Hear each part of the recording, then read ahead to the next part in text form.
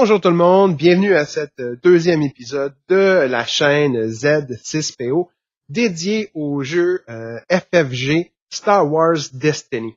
Aujourd'hui, on a un spécial ambush ou embuscade, donc la rapidité de jeu aujourd'hui, le plus rapide possible pour pouvoir éliminer son adversaire. Mais avant tout, on fait un retour sur le mondial qu'il y a eu dernièrement, le mondial 2018. Yes. Vas-y, Jean-Laurier, t'as fait un peu l'analyse de tout ça. Oui, Je peux nous en parler. vu qu'on est quand même, on est quand même un podcast basé sur les probabilités, beaucoup des dés. On parle quand même beaucoup de tout ça, les dés à se face, etc. Je suis allé plus dans les statistiques, je suis tombé sur des articles, j'ai regardé des trucs. J'ai checké qu'est-ce qui a été le plus joué, qu'est-ce qui a le plus gagné, parce que les mondiaux, c'est quand même quelque chose de compétitif. Fait qu'on va pas aller voir des decks là-bas de Gungan ou de B1, comme on a parlé au dernier podcast. C'est plus une place où on va pour builder le gros deck, pour gagner, pour détruire la compétition, en espérant qu'ils le font amicalement. J'étais pas là, mais j'espère bien, parce qu'on aime quand même se serrer la main à la fin de la game. Sûrement.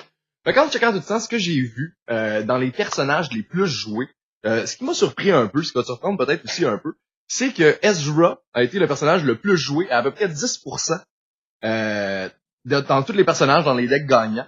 Ezra, un personnage à 7 de vie, 7 ou 10 points en élite, avec un de range, plus de range, un disrupt, je vous rappelle, enlever une ressource. Une ressource est son spécial qui lui permet de prendre une ressource de l'adversaire. 7 points, 1 dé, c'est vraiment pas 7 cher. pour 7, il peut prendre une ressource de l'adversaire. Puis 10 élite, 2 dés. C'est très intéressant. Et devine le deuxième personnage qui a été joué le plus, bien sûr Yoda, le personnage le plus abusif selon moi de... Ouais, je comprends, du jeu en général, je comprends, j'adore Yoda dans les films, etc. Je peux toujours pas comprendre qu'un personnage comme Darth Vader soit pas à la cheville de Yoda. Les points.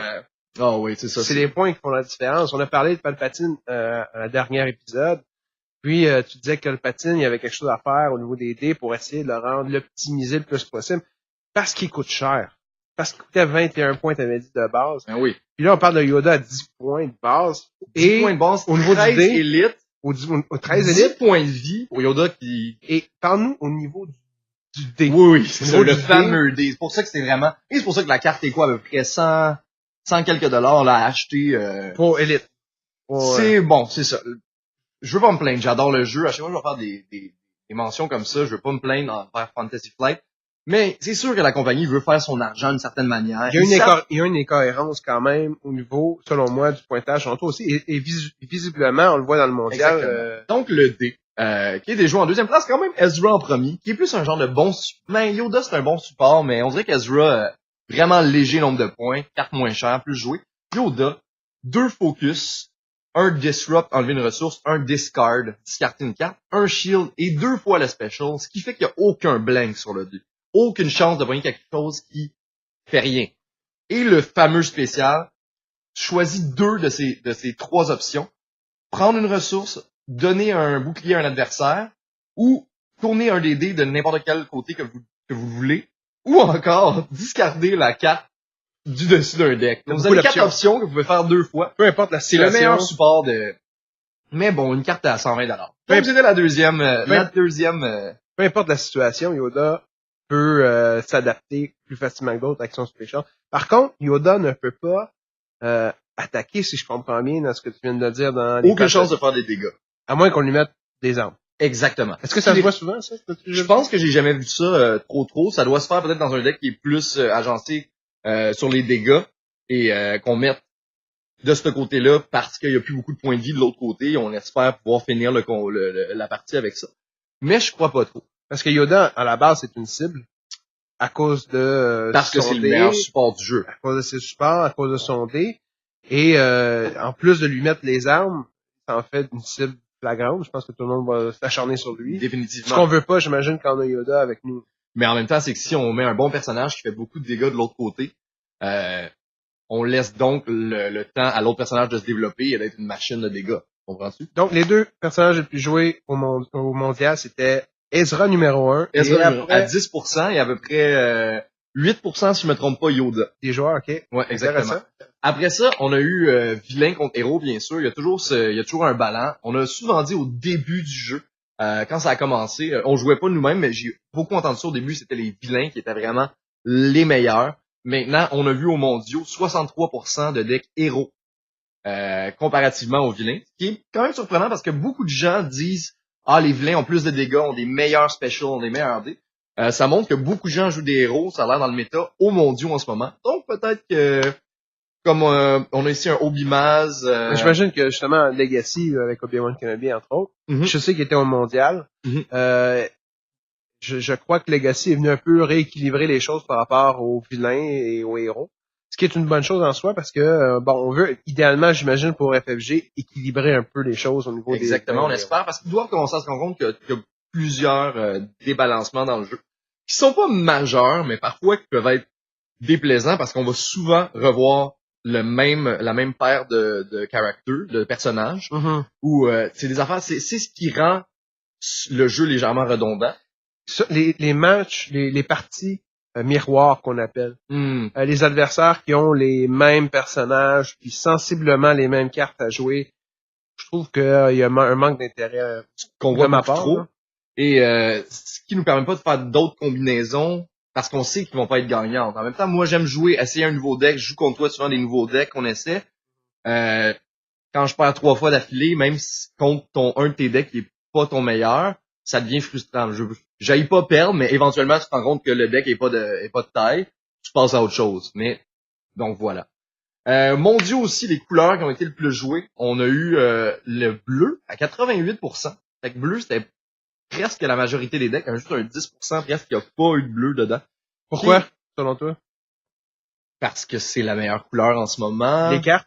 Ouais, définitivement. Les cartes, pas les supports. Upgrades. Non, pas les supports. Quoique binds all things. Non, ça accélère, tu joues bien dans ton deck, ça accélère sortir les upgrades, mais c'est pas l'affaire la plus intéressante selon moi. C'est juste le total de tous les meilleurs lightsabers, les meilleurs upgrades, les meilleurs weapons, les force push, les force throw, force speed. Force speed. Ouais, bien sûr, là, on embarque ça dans les cartes qui sont dans un autre tiers, presque selon moi.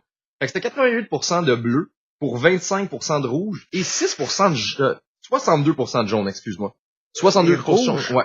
Le rouge est encore débalancé. Le rouge. Peut-être quelque chose. Ouais, faut que FFG focus sur les rouges.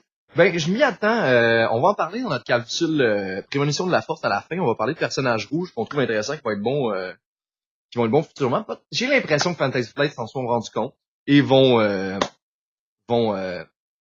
ça, on va prier pour tout ça.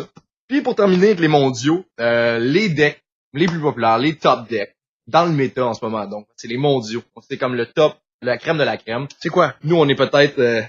en tout cas. C'est quoi les top decks? Top deck, on dirait Boba Seven Sister. Vraiment un des gros, des combos pour avoir énormément de dés au début. T'as déjà 4 dés à la base, des très bons dés. Avec un dé de plus qui s'ajoute le I9, le Seeker Droid. Le droïde. Ouais, exactement. Après ça, 3D. Exactement. Fait que là, déjà, on commence à 5 dés, des très bons dés quand même. Si on rajoute en plus 2, je sais pas si le deck gagnant avait, mais si on rajoute déjà en plus 2 Seeker Droid, on a des dés qui font des 3, tout, c'est très... Non, il avait, en tout cas, dedans, des plus hautes je sais pas si j'ai joué comme 8, ça. Il me semble que je l'ai pas vu avec. Non, je pense qu'ils jouent pas. Ils ont vraiment des decks. On corrigera, là, mais... J'ai pas checké les builds tant que ça. En deuxième place, on avait Rey et Ayla, les 2 élites, qui est un combo incroyable. Dans le méta, justement, Ayla est toujours très tellement cheap tellement peu coûteuse en points pour ce qu'elle a à offrir sur son dé et en vie aussi. Et après, on avait Sabine Ezra. Ça m'étonne de pas l'avoir plus haut. Parce que je trouve que c'est peut-être les points. Elle coûte quand même cher. Je me souviens bien, c'est autour du 20 points. Ouais, exactement. Mais bon, il faut la jouer. L'habileté, je pense, si je me souviens bien de mémoire, c'est thermal. Si on joue thermal, je pense pas que ça soit tant joué avec ça. Sabine Ezra, je pense qu'il était vraiment, vraiment plus puissant auparavant. Et il a été errata avec certains... il y a eu des errata. Donc, les meilleurs decks. Ça m'étonne qu'on n'a pas vu de Palpatine. Non, mais comme je disais au premier épisode, je pense que Palpatine est à la porte d'être dans les top decks, selon moi. Parce que on a vu des decks dans les plus vieilles compétitions, on a vu des decks Palpatine naked qu'on appelle, donc Palpatine sans aucun autre personnage. Ouais, double 28. Ouais, exact, à 28, donc élite, mais Donc, gagner des compétitions, des trucs comme ça, ce qu'on le voit plus maintenant avec le nouveau méta. Donc, c'est à peu près ça, le retour sur le mondial, mon Marc. Merci. Vous donnerez vos commentaires sur le mondial.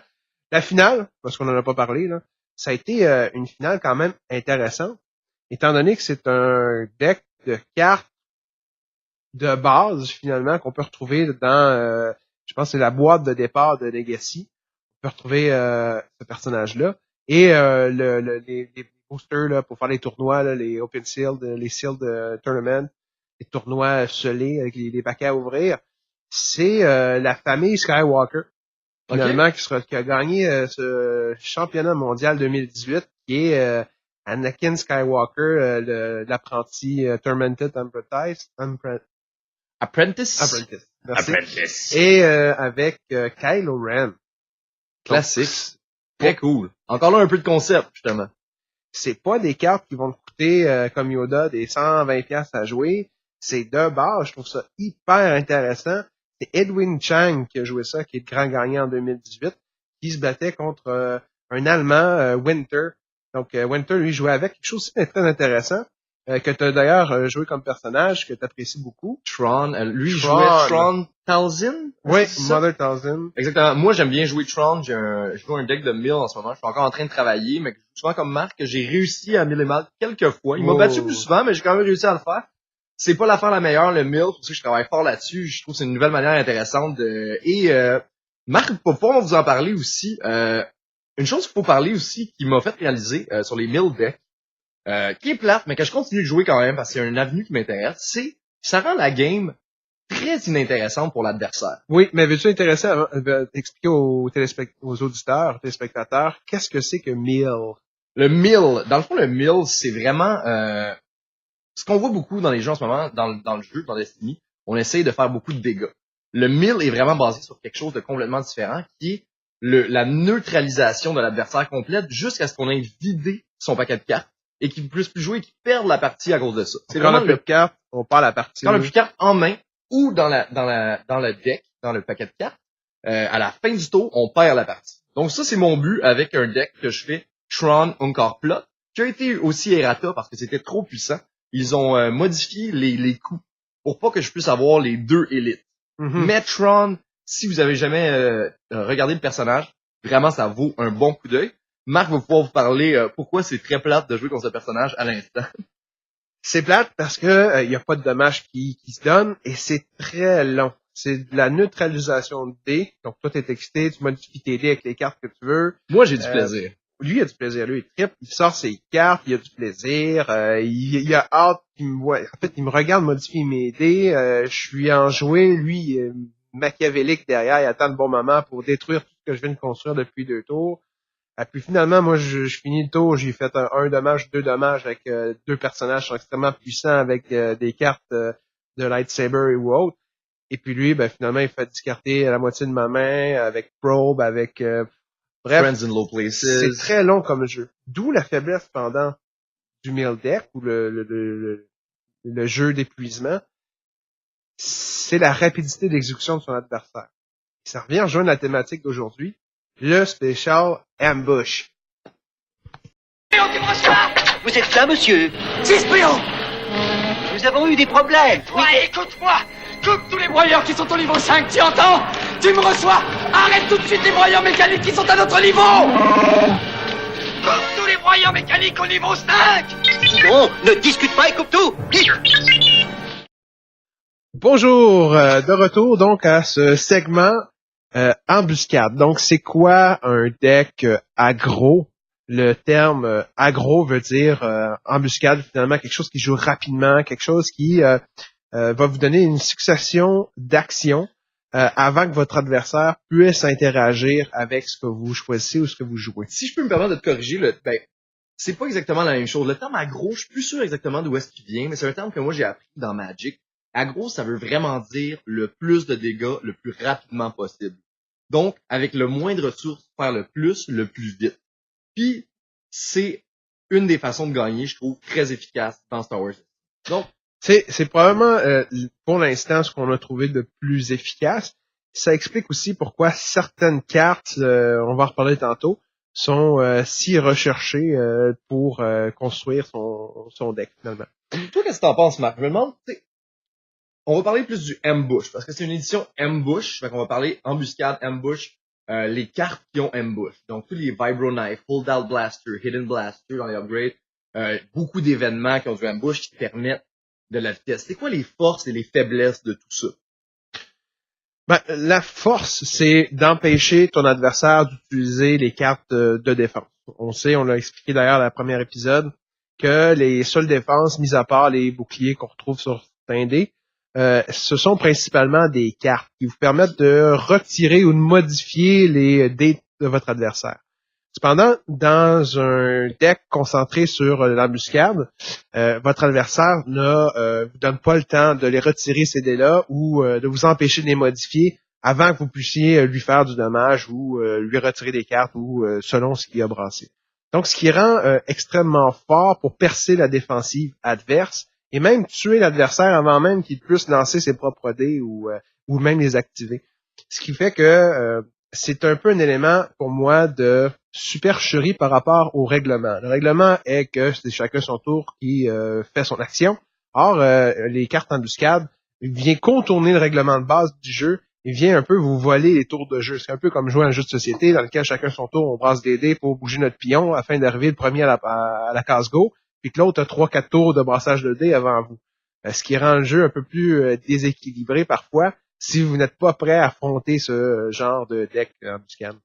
Ben oui, c'est toujours être prêt ou pas être prêt à se battre contre quoi que ce soit, mais c'est quand même pas triché. Tu sais, le jeu a quand même amené ça dans l'équation. Il y a quand même une carte grise de Legacy, numéro de la carte 161, qui s'appelle No Cheating, qui va attaquer les joueurs qui utilisent trop d'embuscade. Donc, la carte No Cheating, c'est faire des dommages à votre adversaire, au personnage adverse, équivalent au nombre d'actions additionnelles qu'il a joué durant le dernier tour, durant cette manche-là. Exemple, dans le temps que j'avais mon Han Solo avec que des cartes ambush, j'aurais pu me faire 3-4 dommages en un tour. Exactement. Donc, ça, c'est villain ou ça, c'est neutre. C'est neutre, une carte grise neutre. Ah oui, fait que ça se joue dans... Oui, on la voit rarement, elle coûte 0 points à jouer de crédit. Mais ça me ramène à quelque chose, par exemple, c'est un peu trop... cette spécifique. carte-là est spécifique pour pour contrer ce genre de truc. Oui. Mais est-ce que tu mettrais cette carte-là dans n'importe quel de tes Non, decks, Marc? Pas du tout. Je l'ai jamais mis dans aucun de mes decks, mais je viens à parler de cette carte-là parce qu'elle porte le nom No Cheating. Alors, pour moi, c'est une façon de contourner les règlements de jeu ou de les modifier en sa faveur. D'ailleurs, c'est quelque chose que tu utilises constamment. C'est le genre de deck que tu vas utiliser. Tu cherches les personnages qui te permettent de le faire. Donc, avoir 2, 3, 4 actions avant que ton adversaire puisse réagir. Justement, récemment, j'ai créé un deck qu'on a joué contre récemment. C'est un peu inspiré de ton Han Solo, mais j'ai changé Han Solo pour Baze Malbus. Personnage rouge, que justement, j'essaie de jouer plus de rouge parce qu'il est... Obi-Wan Maze que je joue, toi t'as fait Baze Malbus, qui est un personnage rouge, héros. Avec Maz. Qui était dans le film Rogue One. Ouais. Of course.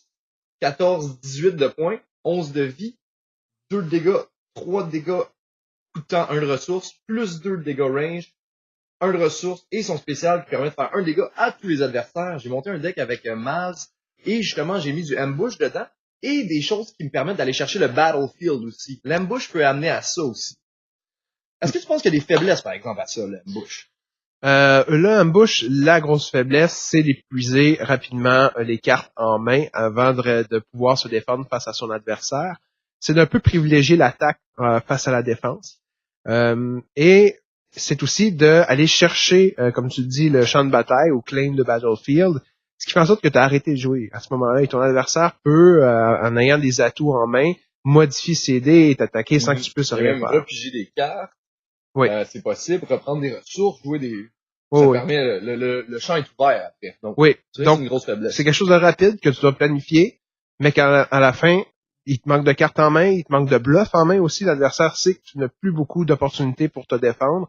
Si jamais il lui reste des dés sur le jeu et des cartes en main, tu te mets dans une position dangereuse parce que tu peux plus réagir à ce qu'il va faire. Exact. Tu parles de bluff. On s'entend qu'on a parlé des mondiaux en début de partie. les joueurs, avec 758 cartes à l'actif du jeu en ce moment, les joueurs commencent à connaître, à savoir qu'est-ce que l'adversaire risque d'avoir en main. Même toi contre moi, des fois, ça m'est arrivé de savoir que tu aurais pu avoir je sais pas si c'est Feel Your Anger qui joue avec les blanks de ton adversaire. Puis je me suis dit, je pense pas qu'il l'ait, je vais laisser mes blanks là, il y a pas de stress. Finalement, bang, tu vas rendre ça comme ça. Mais j'y avais pensé, puis je suis même pas encore rendu un grand joueur. On commence à savoir un peu ce qu'on a dans les mains. Fait que c'est important d'avoir peu de cartes dans les mains. C'est beaucoup. Plus avoir de cartes en main, plus pouvoir rerouler, plus pouvoir... Oui, mais en même temps, tu concentres ton énergie et tes cartes sur l'attaque immodifiable de tes dés, de tes personnages, de tes armes. Donc, les avantages et les faiblesses. Oui. Maintenant, les meilleurs événements que tu nous as trouvés aujourd'hui pour avoir un deck embuscade. Les événements, c'était plus difficile parce qu'il y en a énormément. Il y a énormément d'événements ambush. J'en ai recherché plein.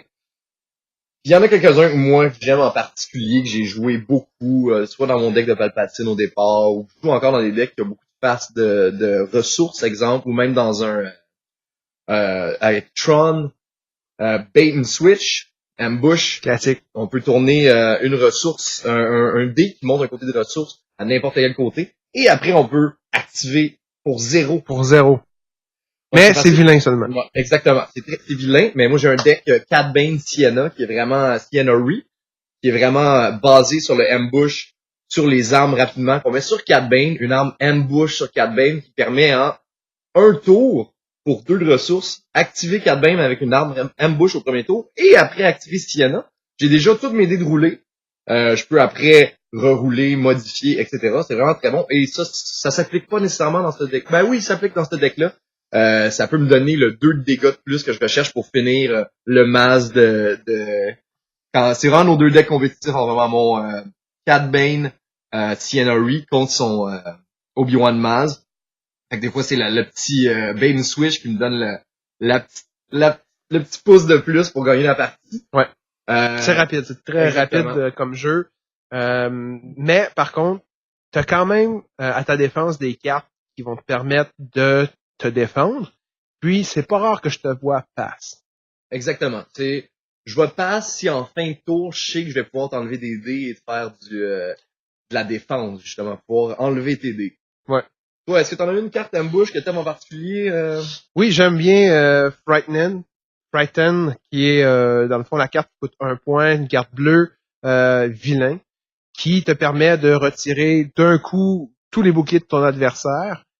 Et étant donné que c'est en embuscade, par la suite, tu peux attaquer. Donc, pour 1 point, si tu joues un personnage comme Darth Vader, par exemple, ben ça te permet avec des dés qui font 3 de dommages, tu retirer ces 3 boucliers, de faire du même coup ton 3 de dommages sur ton dé, ce qui fait comme 6 de dommages dans un tour pour un seul coup.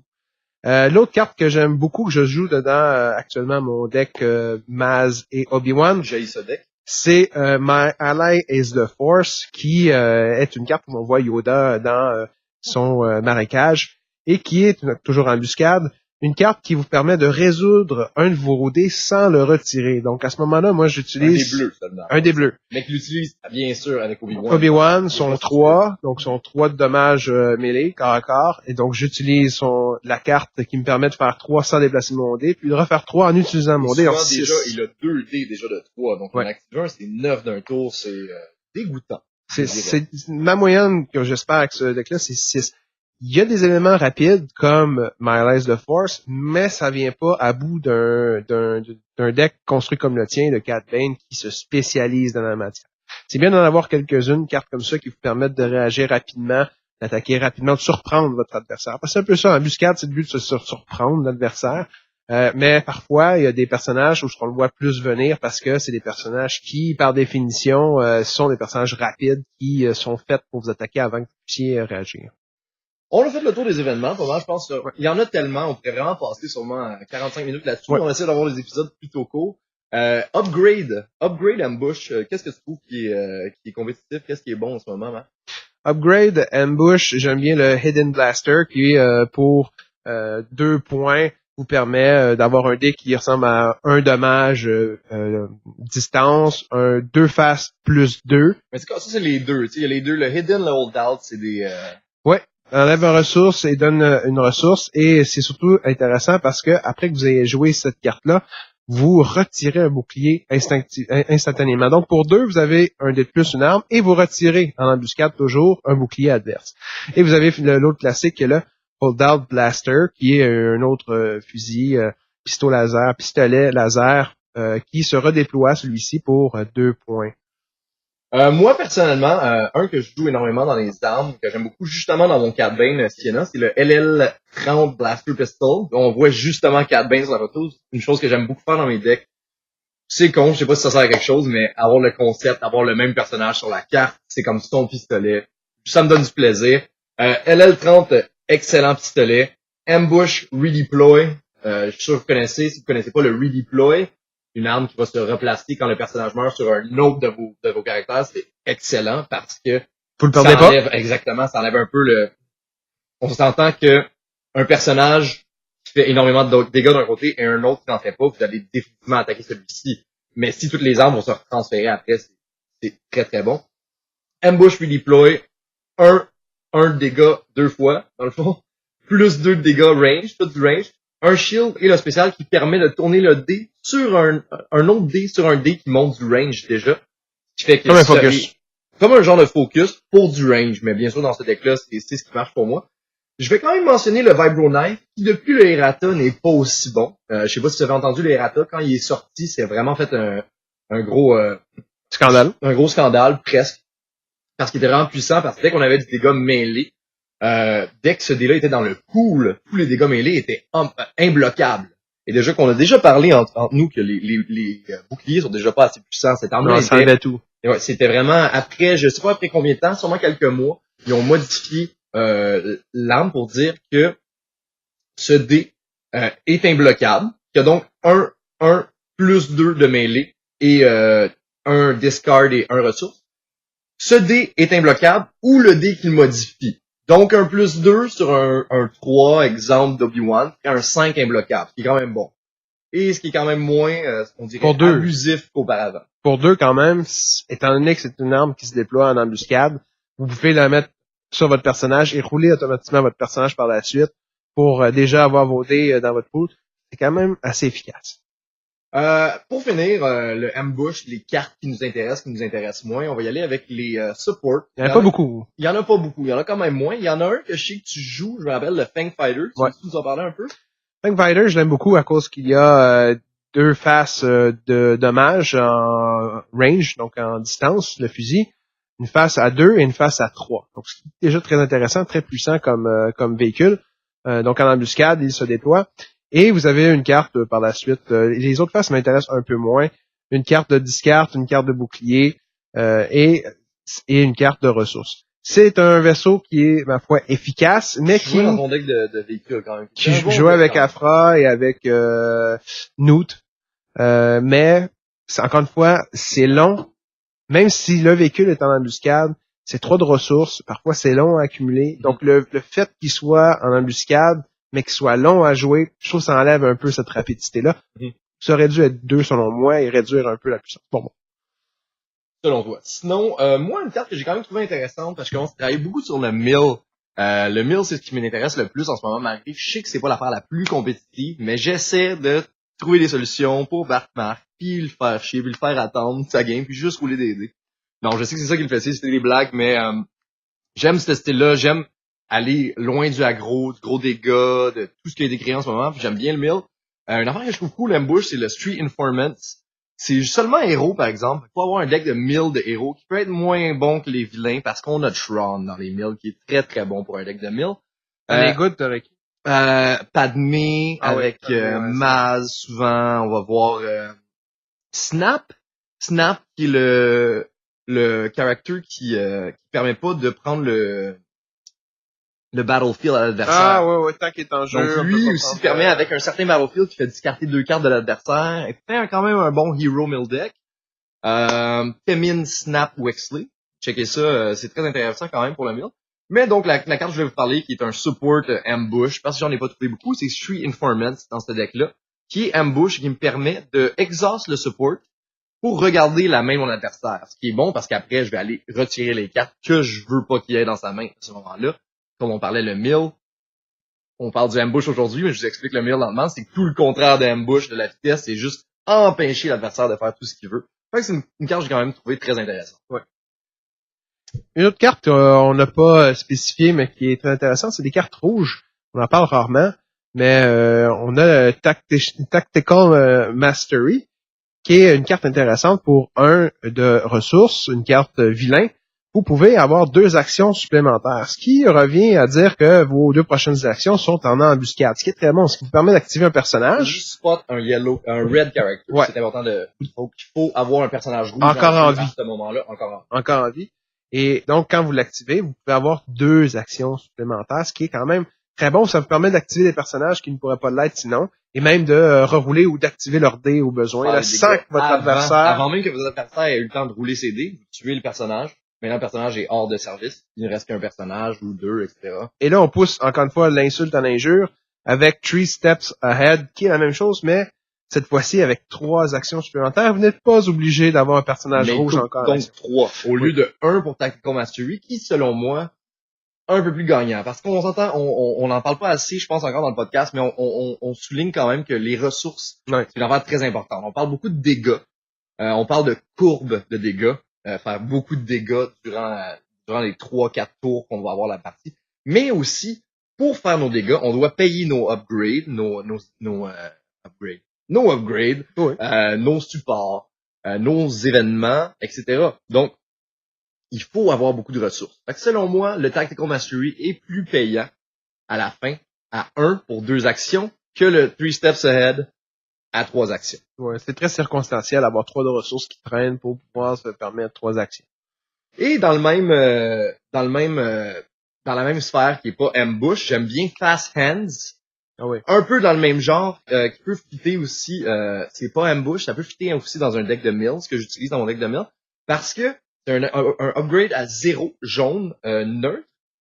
Quand vous le mettez sur votre personnage, après que vous l'activiez, vous pouvez résoudre un de vos dés directement. Un character or upgrade dice. Donc un dé de caractère ou le upgrade.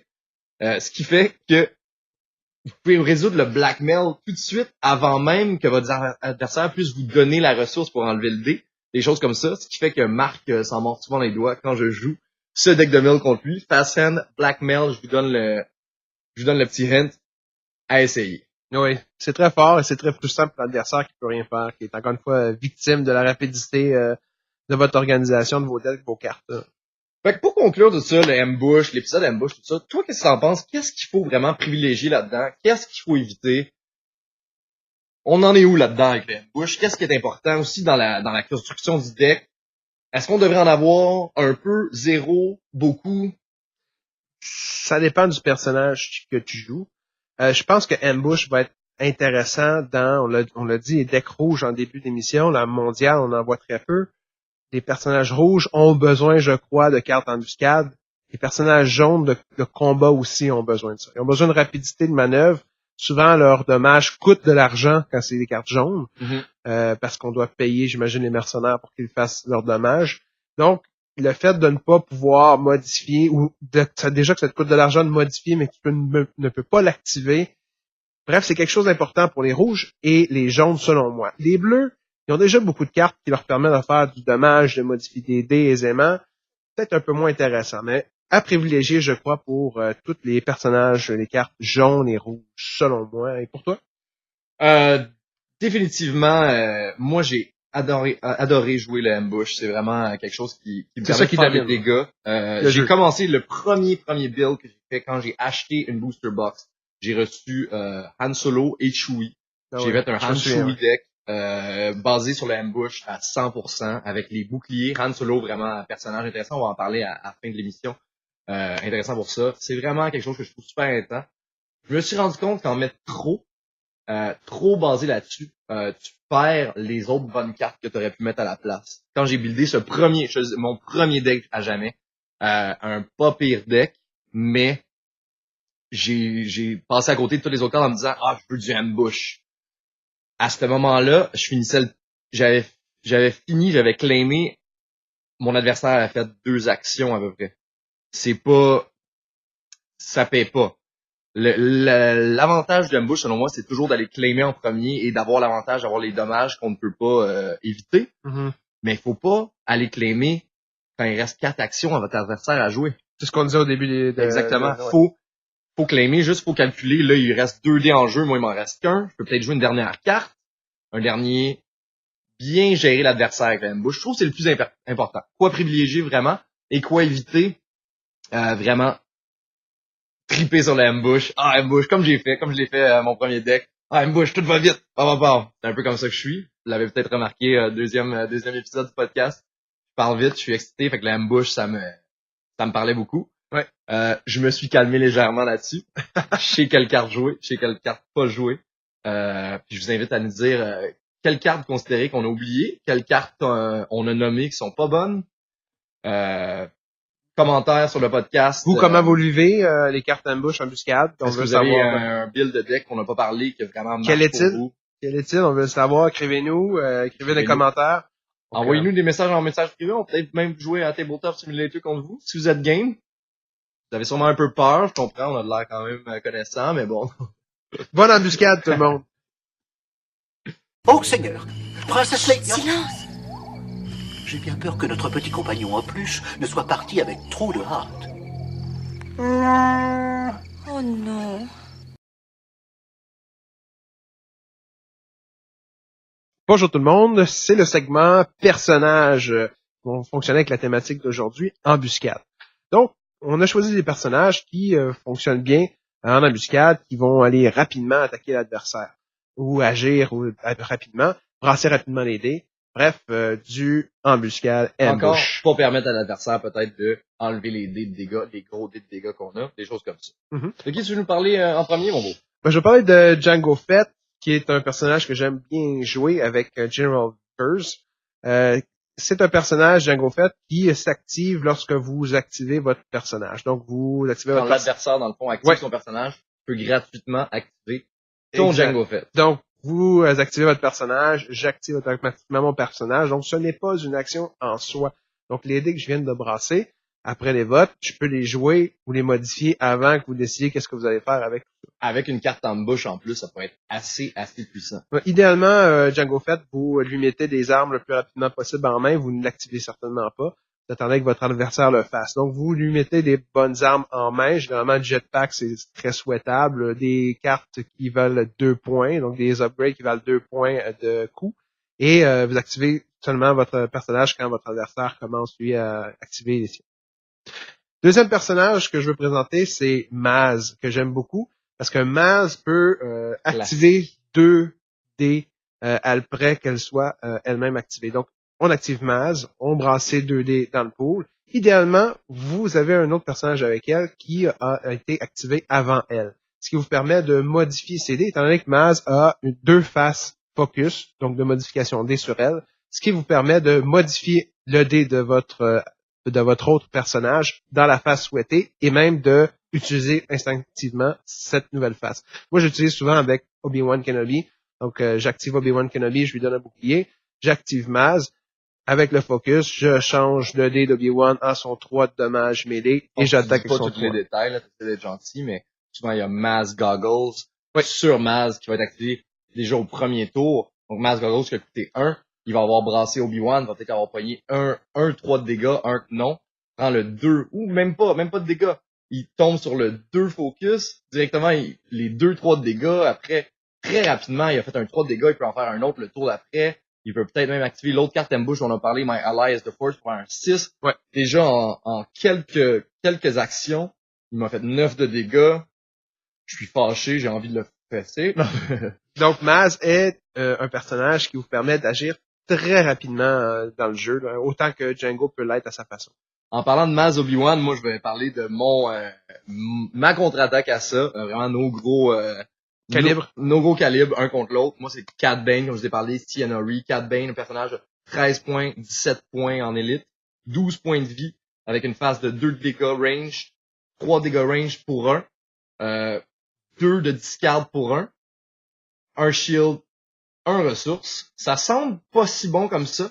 Son action, par exemple, me permet de jouer un upgrade sur ce personnage-là et je peux l'activer après. Et donc, quand je joue un upgrade ambush, je peux donc activer et même faire une autre action après rerouler. Peut-être je peux rouler un Tactical Mastery pour avoir 2 autres actions, modifier mes dés avec un We Have Them Now. C'est vraiment le gros calibre de la combinaison Tactical Mastery, We Have Them Now. Explique-nous-le, c'est vraiment intéressant. Cette combinaison de 2 cartes rouges, si je me souviens bien.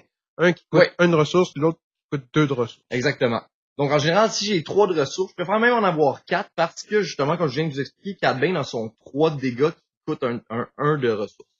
Je vais jouer Tactical Mastery qui me permet de prendre 2 actions gratuites à ce moment-là sans que Marc, exemple, puisse jouer.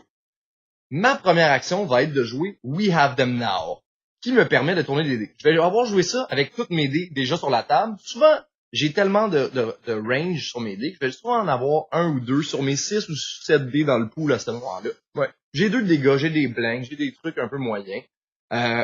Tactical Mastery me donne 2 actions. Première action, We Have Them Now, on va vous mettre vraiment jeter un coup d'œil à ça. We Have Them Now me permet de tourner 4 dés du côté range de mon choix. La seule affaire, il faut que j'aille le battlefield. C'est pour ça que mon deck est bon comme ça. Cad Bane est rapide à la base. Cad Bane est extrêmement rapide. Je n'ai que des armes ambush ou presque. Donc après ça, je tourne 4 de mes dés. Là, j'ai déjà 1, 2, 1 plus 2, 1, exemple. Je tourne mes 4 dés restants sur des plus 2. Je peux faire un 12, de 10 à 14 à 15 de dégâts à un tour. Tuer masse dans le cas de Marc, exemple. J'ai gagné un tournoi à Montréal en m'inspirant de cette combinaison-là que tu m'avais montré, le fameux We Have Them Now. Au valet de cœur? Oui, au valet de cœur, exactement. C'est sur l'adversaire avec Django Fett que je l'avais joué. Donc Django Fett qui est aussi rapide, sinon plus que Cad Bane. Il faut pas oublier que c'est vilain, par exemple. C'est seulement jouable, vilain. Oui.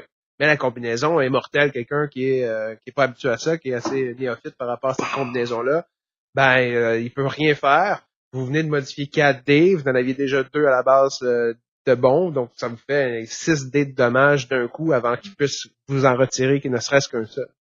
Bonne chose à vérifier, c'est vraiment les 2 gros calibres à moi et à Marc, c'est vraiment des gros combats qu'on a. Deuxième personnage que je voulais dans la section personnage ambush, bien sûr Han Solo, que j'ai parlé, le premier deck que j'ai construit à jamais. Bien sûr pas le meilleur, sûrement un des moins bons que j'ai construit à jamais aussi, mais ça va avec le film. Je suis quand même, exactement. Qui vient de sortir. Exactement, Solo. La belle rencontre que je veux pas spoiler parce que Marc, il me le rappelle souvent. C'est ce que j'avais pris. Han Solo. Han Solo, Chewbacca. Je veux dire, l'équipe, le classique. Je pense qu'il n'y a pas un duo plus reconnaissable dans Star Wars. J'ai commencé avec ça. C'était pas un mauvais deck. Han Solo, 2 dégâts, 3 de dégâts payants pour 2 de disrupt. Enlever 2 de ressources, 2 fois une ressource sur le dé, 1 blank, 14-18 points, 14 normal, 18 élite. C'est cher, 18. Oui, c'est cher, 10 points de vie. C'est peut-être pour ça que le deck était pas aussi bon que je le pensais, mais dans les points, il matchait avec Chewie, donc je pouvais pas passer. On dirait que c'est fait pour ça. Mais surtout, la partie la plus intéressante, c'est ça qui m'a, puis c'est ça que j'essaie de créer, le plus des decks spéciaux, différents un peu. C'est son habilité qui m'a vraiment intéressé. Après avoir joué une carte avec le keyword, on appelle le mot ambush dessus, le mot-clé. Le mot-clé. Vous donnez un bouclier à Han. Mais dans un tour, je pouvais jouer 3 cartes à 0 ambush, embuscade.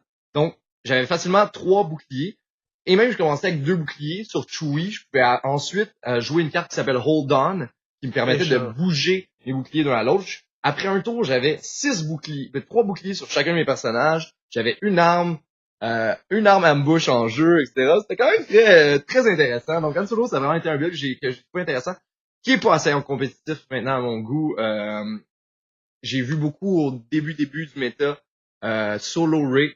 Ça a été quelque chose de très populaire. Je pense qu'il est sorti du méta, qui est plus aussi bon. L'ambush en a perdu un peu. Voilà. C'est les 2 personnages que je vous amène aujourd'hui. On va suivre avec la capsule Prémonition de la Force. N'oubliez pas de nous donner vos personnages que vous pensez qui sont rapides, bons en embuscade. On attend vos commentaires toujours. Comment sommes-nous tombés dans ce pétrin? J'y perds mon latin. Nous sommes faits pour souffrir. Voilà notre lot. Il faut que je me repose ou je vais tomber en pièces. J'ai les articulations frigorifiées. Bonjour tout le monde, bienvenue à cette deuxième séquence de notre deuxième épisode sur les embuscades. C'est la section prémonition de la force, donc on vous parle des cartes à venir. Première carte, Spoilers. oui, spoilers, première carte Spoilers pour les cartes et non pour Han Solo.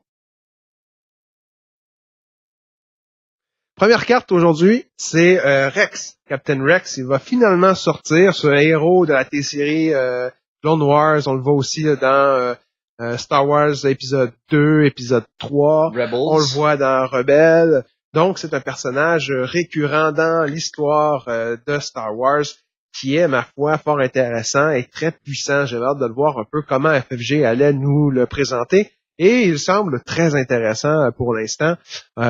Vous nous donnerez vos commentaires d'ailleurs par rapport à lui. D'ailleurs, Rex, premièrement, son dé. Son dé, c'est une face de dommage distance, une autre face de 2 dommages distance, un 2 indirect. Vous avez un focus, très intéressant, et vous avez une ressource, ainsi que finalement la dernière face qui est un blank. À spécifier, Rex, c'est bien sûr un personnage rouge, donc plus militaire. Son habileté est fort intéressante.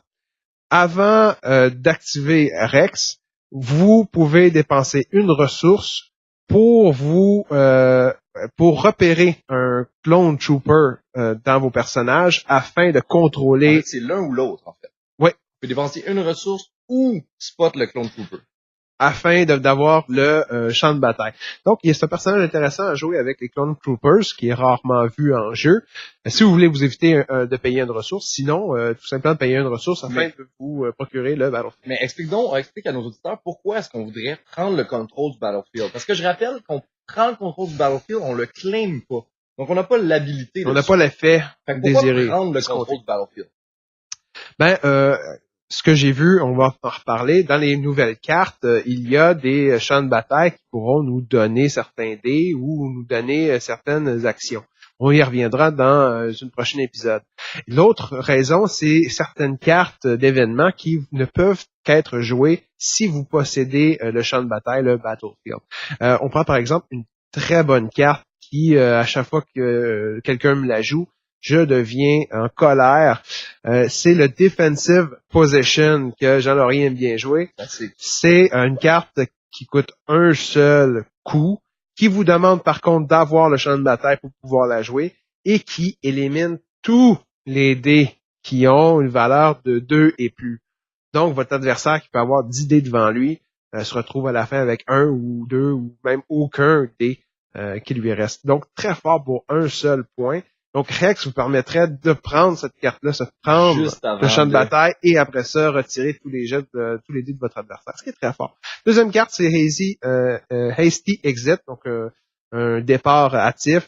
Vous donnez le contrôle du champ de bataille à votre adversaire, mais en échange, vous lui retirez un dé de dommage, soit dommage distance, mêlée ou indirect.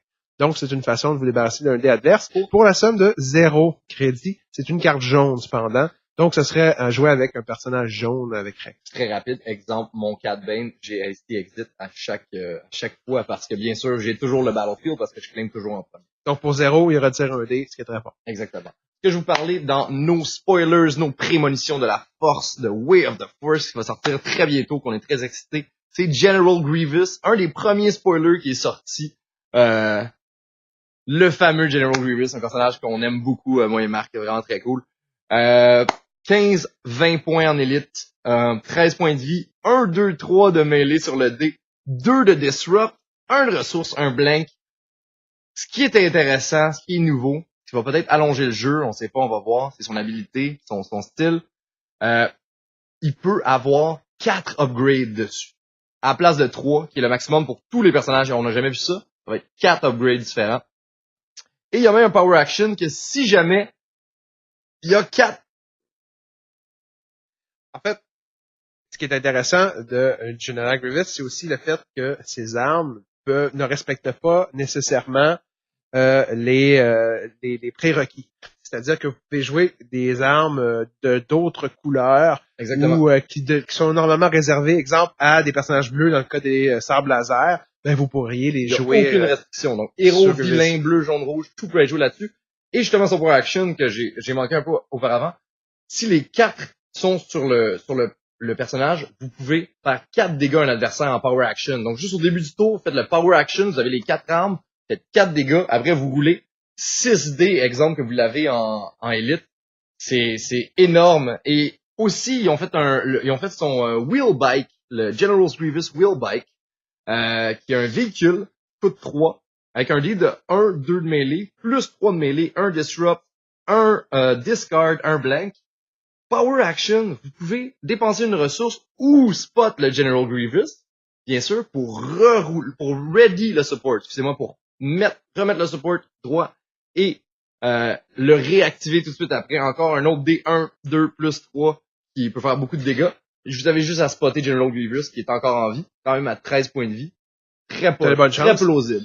Il y a quand même 3 de ressources, faut le mentionner. Ça me fait penser beaucoup au Maul Lightsaber qui a été raté d'ailleurs, qui maintenant, on doit dépasser 1 de ressources pour pouvoir rejouer le Lightsaber dans le même tour. Donc ça se ressemble quand même au niveau de la puissance aussi, plus 3. Moi, je trouve ça vraiment intéressant comme carte. Intéressant. Encore là, est-ce qu'on voit quelque chose qui va être vraiment extrêmement compétitif dans les spoilers à date ou non? Grievous, avec la quantité de points de vie qu'il a, avec son dé 1, 2, 3, moi j'aime beaucoup, tu le sais, les dés avec des forces. Mais je pense pas que son habilité, son Power Action va avoir beaucoup d'impact, selon moi, parce qu'avoir 4 armes, c'est quelque chose qui prend beaucoup de temps. Faudrait mettre... À moins que tu mettes les DH, ouais, c'est vrai, les pistolets à 1 et les hold down. C'est quand même plusieurs tours à avoir 4. Ouais, ça dépend. Ben, dites-nous ce que vous en pensez. Dites-nous comment vous pourriez le jouer.